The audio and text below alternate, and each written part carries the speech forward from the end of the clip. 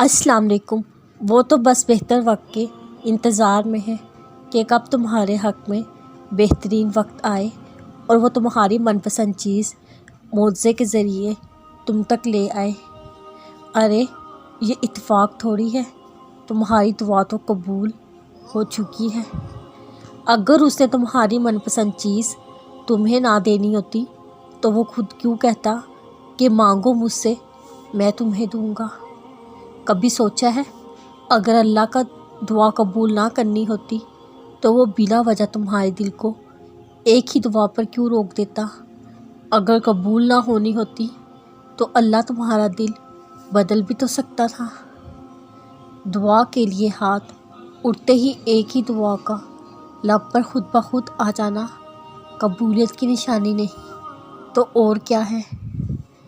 इतना वक्त गुजर जाने के बाद भी तुम्हारा दिल एक ही दुआ मांग मांग कर नहीं थक रहा तो ये कबूलियत की निशानी नहीं तो और क्या है।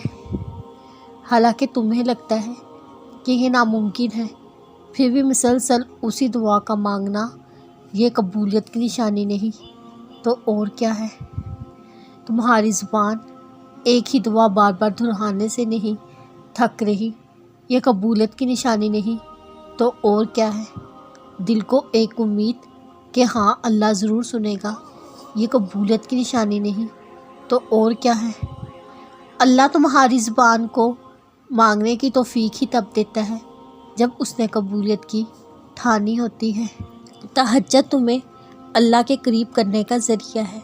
तहज्जुद तो अल्लाह को हाल दिल सुनाने का बेहतरीन ज़रिया है। जिसको लग जाए एक बार तहज्जुद की लगन, फिर उसे अपने रब से मुलाकात की लगन लग जाती है। तहज्जुद की नमाज मुआवज़े का ज़रिया है।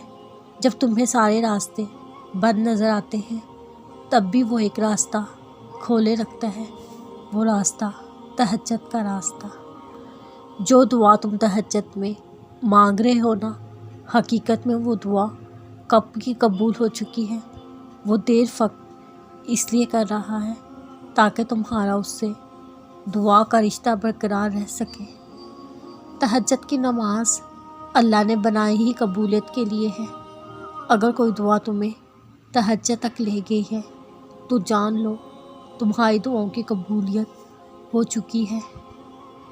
तहज्जुद में मांगी हुई दुआ रद्द हो जाए ये सरासर नामुमकिन बात है। तुम उसे मनाने के लिए अपनी नींद कुर्बान करो और वो ना माने, ये तो नामुमकिन सी बात है।